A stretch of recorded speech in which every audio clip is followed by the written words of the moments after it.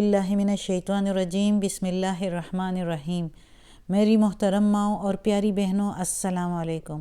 آج انشاءاللہ ہم تلاوت کریں گے اپنے اگلے سبق کی، جو کہ ہے آیت نمبر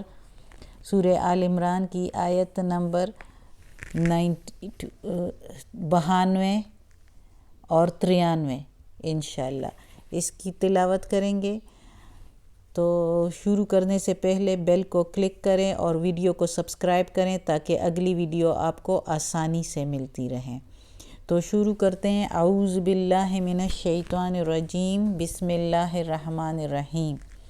لن تنالوا البر، لن ہرگز نہیں، تنالو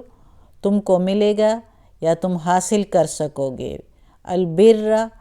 نیکی میں کمال، یعنی بہت اوپر والی نیکی، یعنی نیکی میں کمال، حتیٰ یہاں تک کہ تنفقو تم خرچ کرو، مما اس میں سے جو تحبون تم پسند کرتے ہو، بہت رغبت ہے تمہیں اس سے، تو اس چیز میں تم نیکی میں کمال حاصل نہیں کر سکو گے یہاں تک کہ تم خرچ کرو اس میں سے جو تم بہت پسند کرتے ہو اپنے لیے۔ وما اور نہیں، اور جو تنفقو تم خرچ کرتے ہو، من شیئن کچھ بھی یا کسی چیز میں سے بھی، فإن اللہ پس بے شک اللہ تعالیٰ بھی ساتھ اس کے علیم جانتا ہے، علم رکھتا ہے۔ اب اس آیت میں اللہ تعالیٰ کہتا ہے کہ ہر کس تم نیکی میں کمال نہیں حاصل کر سکو گے جب تک کہ تم وہ چیز میں سے کچھ خرچ نہ کرو جو تمہیں بہت زیادہ پسند ہو، اور جو تم خرچ کرتے ہو وہ اللہ کو معلوم ہے۔ اب یہ آیت بھی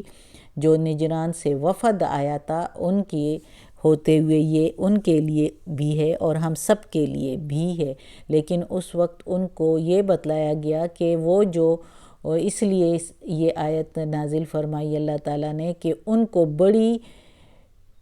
جو ہے رغبت تھی دنیاوی چیزوں سے، بہت رغبت تھی، بہت محبت تھی اپنی ریاست سے، اپنی سرداری سے، تو اللہ تعالیٰ نے کہا کہ جو تم خرچ نہ کرو، اللہ کی راہ میں چھوڑ نہ دو اس ریاست کو، تو وہ نیکی میں کمال نہیں ہے۔ یہ تو نیکی میں کمال ہو جائے گا اگر تم وہ ریاست اور وہ جاہ و مال و دولت چھوڑ دو اللہ کی راہ میں، تو ان کے لیے بھی۔ اور اللہ پھر کہتا ہے کہ جو تم خرچ کرتے ہو تو وہ بھی اللہ کو معلوم ہے، یعنی اللہ کہتا ہے کہ میری راہ میں اچھی چیزیں، اب بعض لوگ ہوتے ہیں کہ چیزیں وہ دیتے ہیں جو ان کو ناپسند ہو تو دے دیتے ہیں اس طرح، تو اللہ تعالیٰ کہتا ہے جو اچھی سے اچھی چیز ہو۔ جب یہ آیت نازل ہوئی تو اس وقت صحابہ کرام میں سے حضرت طلحہ رضی اللہ تعالیٰ عنہ کا ایک باغ تھا کھجوروں کا، جس میں کنواں بھی تھا، اس وقت کنویں کی بڑی اہمیت ہوتی تھی، تو اس باغ میں اکثر محمد صلی اللہ علیہ وآلہ وسلم بھی جا کر بیٹھا کرتے تھے صحابہ کرام کے ساتھ، تو اس طلحہ رضی اللہ عنہ نے محمد صلی اللہ علیہ وسلم، وہ باغ ان کو بہت پسند تھا، طلحہ رضی اللہ عنہ کو اپنے سارے مال اور جائیداد میں وہ باغ پسند تھا بہت، تو اس نے جب یہ آیت سنی، یہ نازل ہوئی اور اس نے سنی، تو اس نے محمد صلی اللہ علیہ وسلم کے پاس آئے اور کہا کہ یہ میں نے اللہ کی راہ میں دے دیا، تو رسول پاک صلی اللہ علیہ وسلم سے کہا کہ یہ آپ بانٹ دیں، تو محمد صلی اللہ علیہ وآلہ وسلم نے فرمایا کہ پہلا حق تمہارے رشتہ داروں کا ہے، تو یہ رشتہ داروں میں بانٹ دو۔ رشتہ داروں کا اتنا زیادہ حق ہے، اور آج کل لوگ کیا کر رہے ہیں، رشتہ داروں کو چھوڑ کر پرائے لوگوں کے پیچھے پڑ رہے ہیں اور رشتہ داروں کے ساتھ دشمنی پالی ہوئی ہے۔ اللہ ہمیں توفیق دے، اور اللہ یہ فتنہ و فساد جو رشتہ داری میں پڑ رہے ہیں اس کو ہمارے رشتہ داروں میں سے ختم کر دیں، اور ہم سب کو نیکی کی ہدایت دیں۔ اللہ جانتا ہے جو کسی کے دل میں بھی ہو، جس طرح جو چیز خرچ کرے، چاہے وہ دکھاوے کے لیے ہو، چاہے وہ خراب چیز ہو، تو وہ جو ہے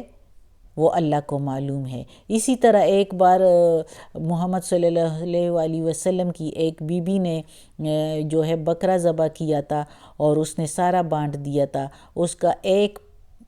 پاؤں جو ران جو ہے وہ چھوڑ دیا تھا گھر میں، تو محمد صلی اللہ علیہ وآلہ وسلم آئے اور تو ان سے پوچھا کہ کھانے کے لیے کچھ ہے، تو بی بی نے بتایا کہ سارا تو میں نے بانٹ دیا ہے، بس ہمارے لیے یہ ایک ران رہ گئی ہے، یہ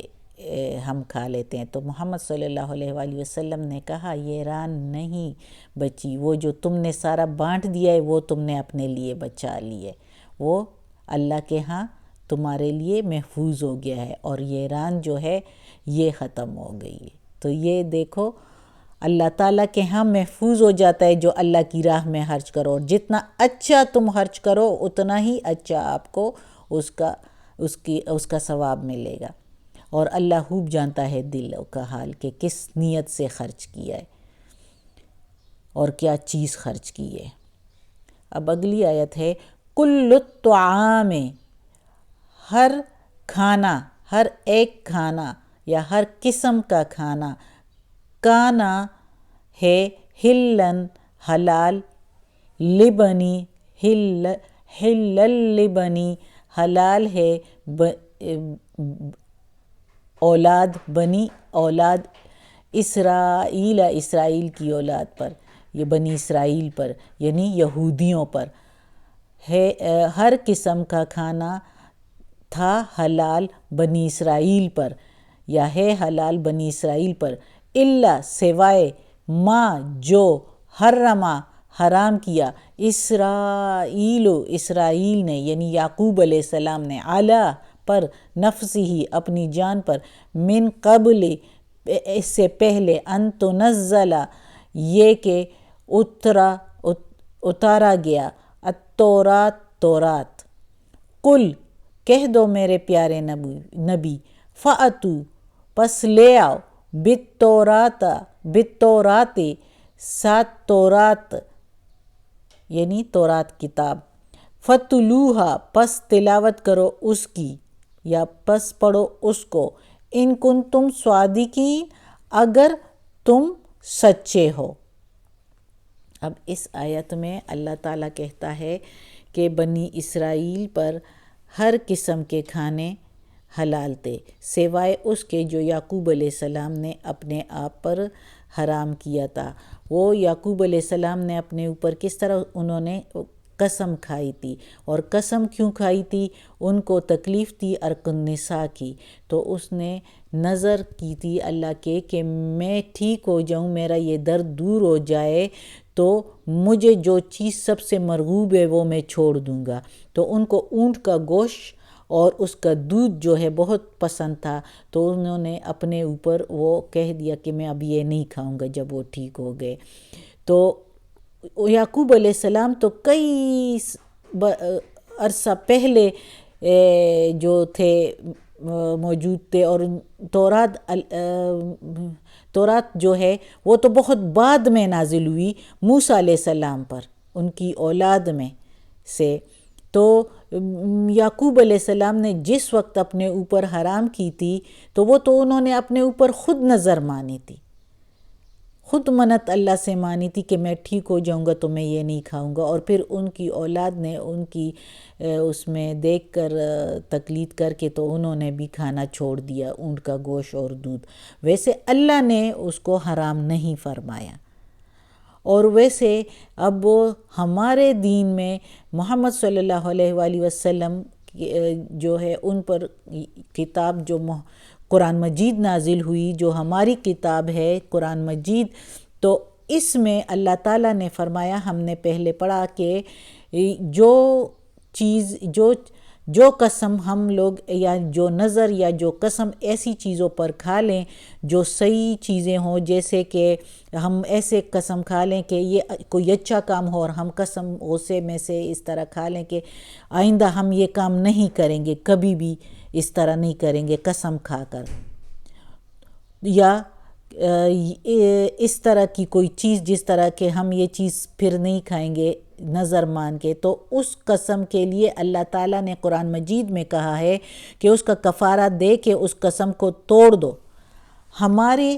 دین میں اب اللہ تعالیٰ نے ہمیں اس چیز سے منع فرمایا ہے کہ جو چیز ہمارے لیے اچھی ہو تو اور اس کی ہم نے قسم کھائی ہو تو اس کو روا نہیں ہے کہ ہم اس کو چھوڑ دیں قسم کھا کر، بلکہ قسم توڑ کے کفارہ ادا کر کے، جو کہ 60 بندوں کو کھانا کھلانا ہوتا ہے، دیکھے تو اس قسم کو توڑ دینا چاہیے۔ یہ حضرت ابوبکر صدیق رضی اللہ تعالیٰ عنہ نے اس طرح ایک دفعہ قسم کھائی تھی کہ اس کا ایک رشتہ دار تھا جس کو وہ ماہانہ کچھ رقم دیا کرتا تھا، تو اس نے قسم، کچھ بات اس کو ملی تو اس نے قسم کھائی کہ میں آئندہ اس کو نہیں دوں گا۔ اب تو جب اس کو پتہ چلا کہ یہ آیت نازل ہوئی ہے کہ ایسی اچھے کاموں پر جو قسم کھا لے تو اس کا فدیہ کفارہ دے کے تو اس کو توڑ ڈالے، کیونکہ نیکی سے اپنے آپ کو منع کرنا اپنے لیے نقصان ہے۔ نیکی سے اپنے آپ کو روکنا، قسم کھا کے تو نیکی سے ہی رک جانا ہو گیا کہ ایک اللہ کے بندے کی مدد کرتے ہوئے اس کو چھوڑ دیا، تو اس نے پھر وہ قسم توڑ ڈالی اور اس بندے کو پھر سے جو ہے رقم دینا شروع کر دیا اور کفارہ ادا کیا، جو کہ 60 بندوں کو کھانا کھلانا ہوتا ہے۔ تو یہ ہمارے دین میں اب روا بھی نہیں ہے۔ تو لیکن یہودی یہ کہتے تھے کہ یہ ہم پر حرام ہے، ہر قسم کا یہ جو اونٹ کا گوشت اور اس کا دودھ جو ہے یہ حرام ہے، یہ یہودیوں پر حرام ہے۔ تو اللہ تعالیٰ نے کہا کہ یہ تو یعقوب علیہ السلام نے اپنے آپ پر خود اس طرح حرام کیا تھا، یہ حرام تو نہیں کیا تھا، اللہ تعالیٰ نے تو حرام نہیں کیا، کوئی چیز بھی حرام نہیں کی بنی اسرائیل پر، یہودیوں پر۔ اللہ تعالیٰ نے کہا کہ اے میرے پیارے نبی، ان سے کہہ دو اگر یہ حرام ہے تم پر تو لے آؤ، تورات تم لوگوں کی کتاب ہے، اس میں موجود ہوگا، لکھا ہوگا، اگر تم سچے ہو تو مجھے اس میں سے دکھا دو کہ یہ حرام ہے۔ تو اس پر یہ آیت اللہ تعالیٰ نے نازل فرمائی۔ دیکھو پہلے آیت میں اللہ تعالیٰ نے فرمایا کہ جو چیز تم خرچ کرو تو جو نیکی میں مرتبہ حاصل کرنے کے لیے وہ چیز خرچ کرو جو تمہیں بہت زیادہ مرغوب ہو، اور پھر اس آیت میں ہے کہ اپنے اوپر ایسی مرغوب چیزیں جو حرام کرتے ہو تو وہ بھی ٹھیک نہیں، اس کا کفارہ دے کے تو توڑ ڈالو، قسم توڑ ڈالو۔ صدق اللہ العظیم۔ آج کا سبق ختم ہوتا ہے۔ اللہ ہمیں یہ قرآن مجید کا ترجمہ مکمل کرنے کی توفیق دے اور اس پر عمل کرنے کی توفیق دے۔ یا اللہ، یا رب العالمین، یا مالک یوم الدین، یا غفور الرحیم، یا رحمان الرحیم، یا علی کل شیء قدیر، یا اللہ ہماری دعا قبول فرما۔ یا اللہ ہمیں، ہمارے والدین کو، ہماری اولاد کو، ہمارے بھائی بہنوں کو، ہمارے گھر والوں کو، ہمارے رشتہ داروں کو، بھابھیوں نندوں کو، سارے کل مومن مسلمانوں کو جنت فردوس میں جگہ عطا فرما۔ یا اللہ قبر کی سختی آسان فرما۔